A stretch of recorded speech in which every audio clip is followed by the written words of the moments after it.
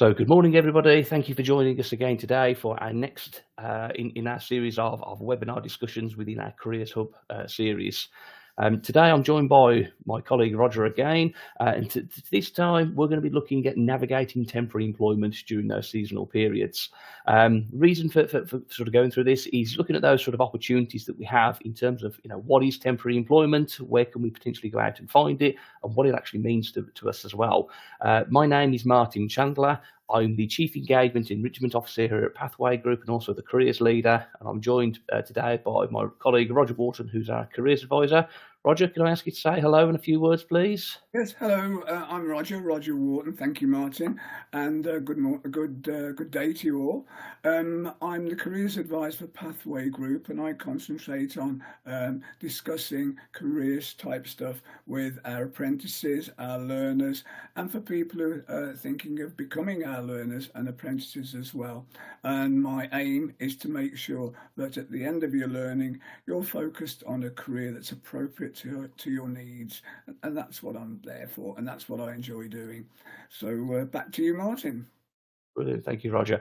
So we've had a couple of conversations over the last few weeks, which we sort of recorded and sharing out as our webinars. Today's conversation is really, navigating that temporary employment. So really, Roger, that's sort of a couple of questions for you. We've got Yeah. things like temporary employment, we've got seasonal work, we've got 0-hour contracts. So Yes. sometimes it can be a bit of a minefield for people to understand, Sure. what the difference is really. Do you mind sort of touching upon a couple of these for us as we go through? And like we generally find with our discussions, we'll be coming back and or actually venturing into other areas and always sort of recapping them as we go through as well. So, Roger, what is temporary employment? What does it all mean to us? Well, temporary employment is employment that may be in between jobs, or maybe when you're been out of job for some time and you're looking to get that experience to get back into work, getting experience in work, getting skills and stuff like that. It's also maybe for students who are at college or university at certain times of the week and have an option to work, maybe just to earn money, but also again for work experience and maybe for future career types. So it's that kind of thing, really. So it's not really, it could be part-time, it could be full-time, yes, but it's not necessarily a job or employment that you're going to be going on with for your career length. Yeah. Seasonal work, well, that can be as it is at the moment. We're just in the end of November now, so Christmas work. It could be for holidays, particularly for things like hotels, stuff like that. Also, it could be wedding season. So during the wedding season, there may be a need for employment in hospitality and stuff like that. And also the traditional sales period in the high street or in retail parks, there may be requirements for that as well. 0-hour contracts, they're part of what we now call the gig economy, which has been kind of a hearsay word in the last, or couple of words in the last few years. They're really casual contracts, really. So they're for people who want maybe extra work, or they want flexibility in their work. But the big problem may be for some people that they don't necessarily know how much they're going to earn, and they're at the beck and call of the employer. However, you can always, as part of the contract, refuse to work if the employer calls you, and that's still within your contract. But it is part of the flexible economy, flexible employment, and it is available again for people who want temporary employment. Okay. Brilliant. No, thank you for that, Roger. And I think with the season as well, you mentioned a bit there about the wedding season, obviously Yes. the Christmas and the festive period as Sure. well. I mean, things that I've sort of picked up in the past, or I've been aware of things like where you've got your festival season, so your big music concerts and Of what have you course. for those workers, and also your fruit pickers as well. These are all things that Absolutely. sort of are at sort of those key times of the year. And something we haven't necessarily touched on and sort of mentioned here.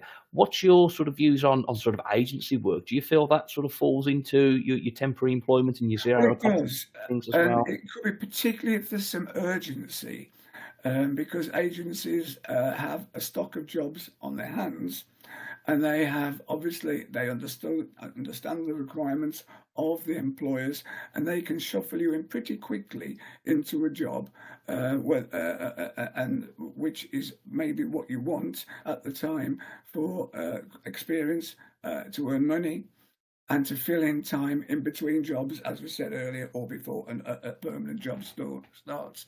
So that's very good. But remember that you probably won't earn as much with an agency job, because they obviously have to get paid by the employer as well. There's nothing wrong, obviously, with agency jobs, and as I say, they have a stock of jobs ready. They'll have their specialities again. Some will specialise in office, some will be in warehousing, etc. So again, when you do your searching, just use your usual search criteria for that. Yeah, there's no problem with that at all. And then as we sort of go through, and I know you've touched upon a couple of the different type of roles there. So where in the session today, we want to sort of focus on those sort of seasonal jobs. Can you tell us a bit about those sort of seasonal jobs? You mentioned about sort of customer service, you mentioned or sort of retail side, and obviously hospitality. What sort of jobs can people sort of tend to find that are temporary in those roles? Yeah, of course. The most common seasonal jobs would be in retail. Okay, so it would be being on sales or being cashier, customer service representative, stocking shelves, also as part of the internet selling and stuff like that, so e-commerce and stuff like that as well. So there are a lot of options there available for retail positions. Also hospitality roles, so whether in pubs, clubs, hotels, waiters, kitchen staff in restaurants and cafes, and also, as Martin said before, particularly with festivals, there'll be that kind of special events there as well. So there's hospitality involved in that as well. Also warehousing. So the dreaded Amazon, I jest, they are not dreaded at all. They are very useful employers. But there's delivery services. So with Amazon or other courier and delivery companies are available, including drivers, and not just the drivers. Quite often they also need what they call package handlers. So you may well be the person taking the items to the front door or to the retailers that are wanting to receive their deliveries and things like that. So you don't necessarily need to have a driving license to work for a delivery company, because they may want package handlers as well. Okay, and as Martin said earlier, and I think I said myself, event staffing as well. So managing events, organising events, from ticket sales to just events coordination and things like that. So there briefly is four different types of seasonal jobs: retail, hospitality, delivery and events. And within that, there probably are other positions stacked in there to support those retailers, those organisations at different times of the year. Brilliant. I know from my own sort of experience, I took on a sort of a Christmas job within a supermarket store, working initially out on the checkouts. And I think that the benefit for myself was it was sort of flexible hours, so I was able to sort of pick and choose which shifts that I was actually working at the time. Earned the extra money that I needed to in sort of the run up to Christmas, and then actually in the new year I was then offered sort of that permanent or a more sort of fixed term contract, which was certainly a good part. And obviously that moves us into quite nicely the benefits of sort of this temporary employment for sort of individuals and businesses. So can you shed a bit of light on what those sort of those benefits for people and obviously the businesses are? Absolutely, yes. So the benefits could be are quite wide, to be perfectly honest. You definitely learn new skills, okay, which you can use all year round and in other jobs as well. So if in retailing, okay, customer service, those interpersonal skills are very useful, not just in retailing, but for other careers as well. You get work experience to build on your CV, okay, particularly for our younger listeners. Okay, sounds a bit demeaning there. I didn't mean it like that. But for people who have just left school or left college or left university, they may not have much work experience on their CV. And if they have, it's probably the 2 weeks that they did at the end of year 10 or whatever. But this will be proper work experience on your CV. First of all, it shows that you've actually gone out for yourself and obtained the work experience, and more than likely during the period you've done it, it's been hard work. Okay, so it's not been a quiet season. They've employed you because they're busy, so you will show that you're able to cope with that. So it's good work experience on your CV. Okay, you can also get a chance to work out if you want to prolong that work experience into a career. Just like Martin said, he started in a supermarket on a seasonal job, and then he was offered an opportunity to stay there permanently. Likewise for me, many years ago, when I was finished my A-levels, I was given an opportunity to work in what was called a skills centre, run by the government, by the job centre, and I was offered, after 6 weeks, an opportunity to stay there and to take a full-time career. I didn't, okay, but that was my choice. Okay, so you can try different parts of the company you currently work for example, as well. Okay, it can actually happen so that if the HR want more people on the tills or maybe at customer service information, then you've got that opportunity to try it as well. Also, you can decide if you're ready to go back to work after you've had time off. Okay, so maybe for some of you who've looked after your children, maybe, or you've been unwell, maybe long COVID or something like that, gives you an opportunity to see if you're ready for work and also if you like that style of work as well. And also, of course, it could be extra money. You could still maintain your full-time job and just work on your temporary job some of the evenings or the weekend. So just to top up your extra, to give you extra income. Also, as Martin said, lead to a full-time role as well.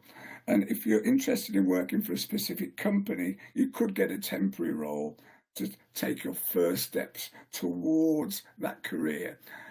So the option is there, but there are many benefits for seasonal work, and I fully advocate that if you've got the opportunity to do it, to go for it. Yeah.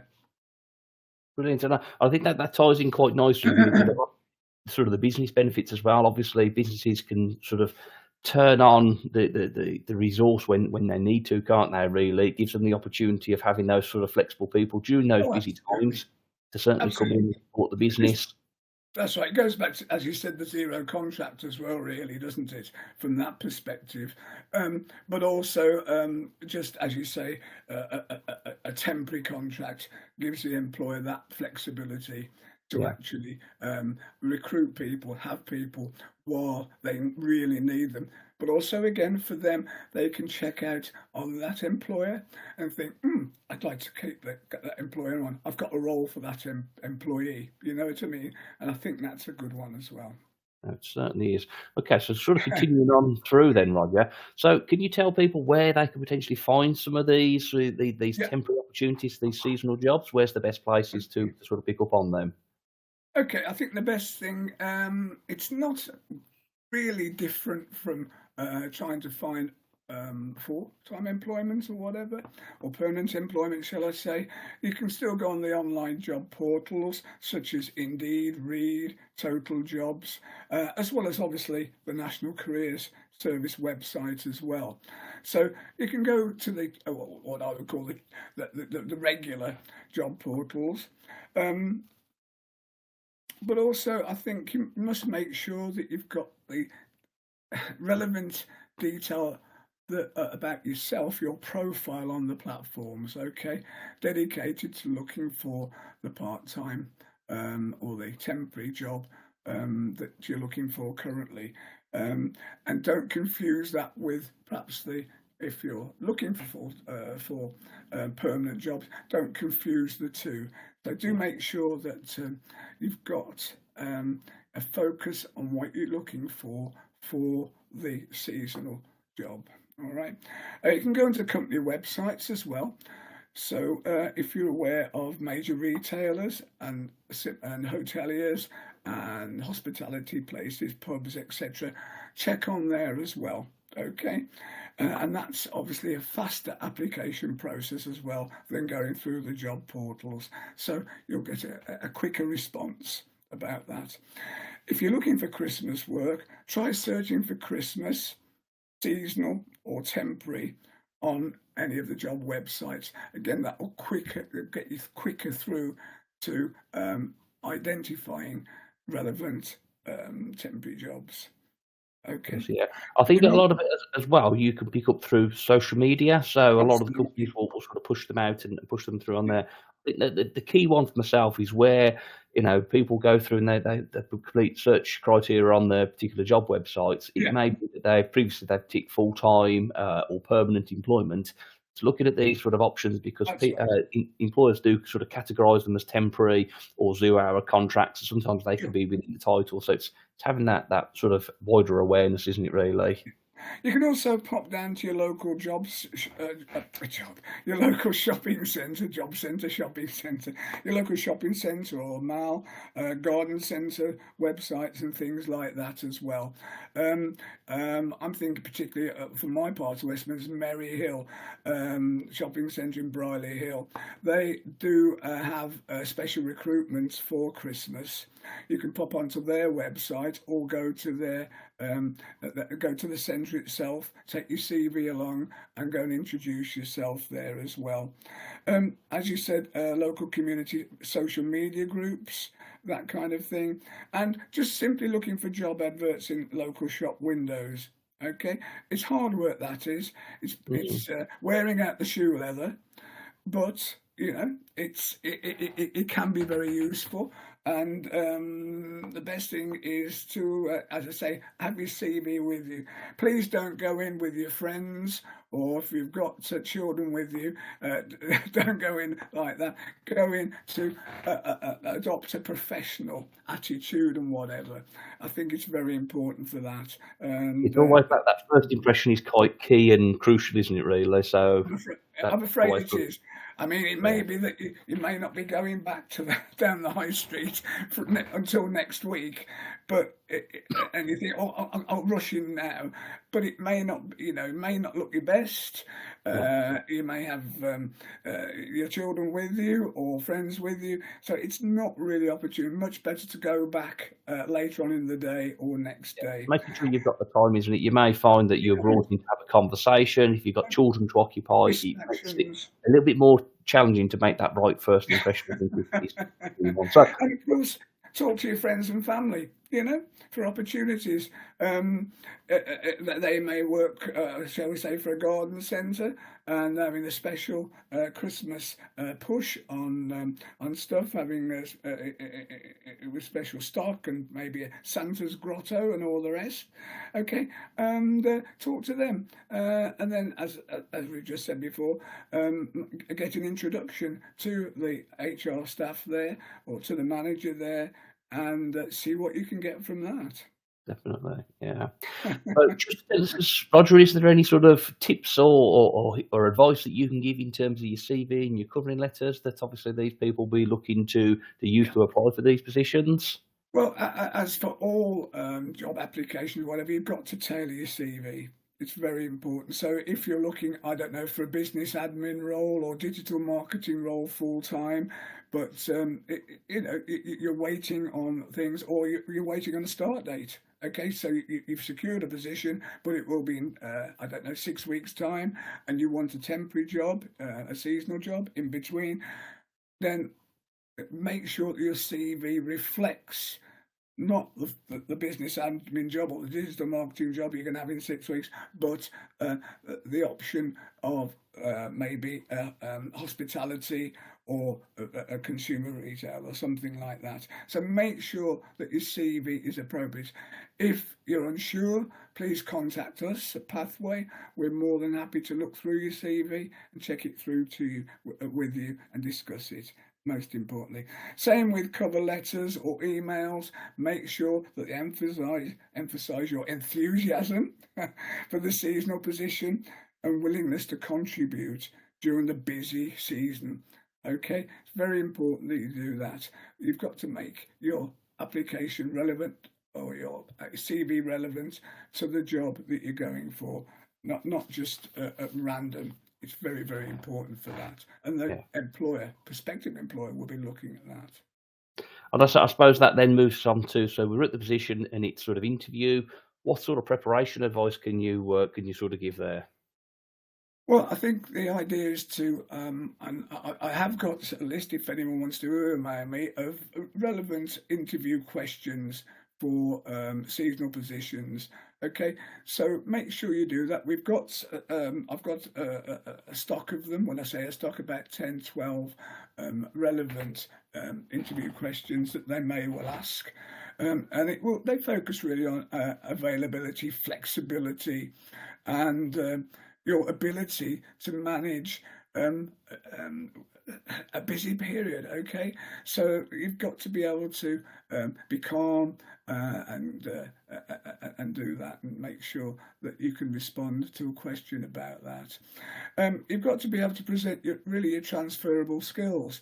So it's not about what software you can use and what machines you've got experience on, but your positive attitude, your ability to work with people, and stuff like that. So you've got to really present those transferable skills in a full way. Yeah, brilliant. Yeah, and I think a lot of it is sort of the usual applies. Then make sure that you know ahead of that interview where you're going. When you get there, who it is that you need to go and see or you need to report to. It is a lot of those sort of basics, and I'm sure we'll have discussions on particularly just of those anyway. I think you've got some very valid points there as well. And then sort of moving through onto obviously important dates and sort of deadlines that people need to be aware of. Obviously, if they're seasonal, it does mean they're sort of limited. It does mean they're quite popular at the same time, because it is those opportunities for people to go in and earn that that additional or that income. That's right. But is there anything else that people need to sort of be aware of? I think the important thing is that that at the moment you might think, oh, it's a bit late now to look for a Christmas opportunity. Well, it may be that the employer did recruit, but it may be that the successful interviewee has not turned up for the job, or in fact they've turned up and they're not very good at it and the employer's not very happy. So the fact that you might think that, oh, it's too late at the end of November, beginning of December, it isn't, because there may well still be vacancies. So please look out for that. Don't really, for Christmas jobs, I would say you need to start looking in October. So for next year, that would be the kind of thing, really. And I suppose sometimes it's having that awareness that yes, there are these other opportunities out there, and where people have them. It is once you see them, you need to be actively applying for them. If you think, well, I'll do it, in a few weeks' time, as Roger sort of alluded to here, particularly with those sort of festive periods, you may find that they need to get people in, get them trained up, and to the point of being sort of at full capacity, ready for that, that sort of run up to Christmas, where we know people do like to leave it till the last minute to do certain shopping or to do the big shop and things. That's right. I mean, as you say, talking about other seasonal jobs such as holiday jobs or festivals and things like that, always think ahead by a couple of months. So if you're thinking of hospitality jobs in holiday locations on the coast or whatever, then don't apply in June. It's a little bit late by then. You need to be looking at least a couple of months beforehand. Same with festival work. Okay. As soon as you see any adverts for festivals or whatever, I'd phone up straight away to see if they need any temporary employees there straight away.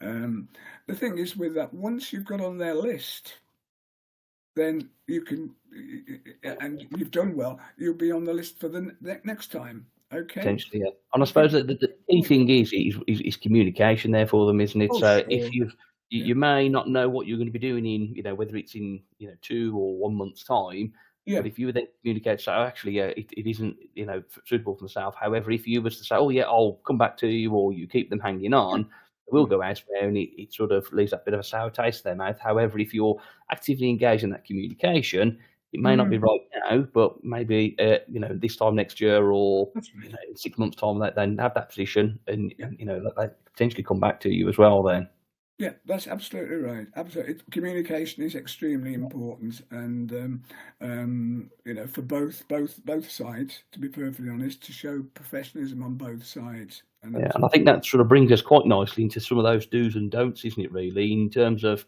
Yeah. you want to have your expectations met at the same time. You need to be meeting others. So it is a lot of Yes. it for myself in terms of do's and don'ts is managing the expectation. If you are running late for any reason, let Yeah. somebody know.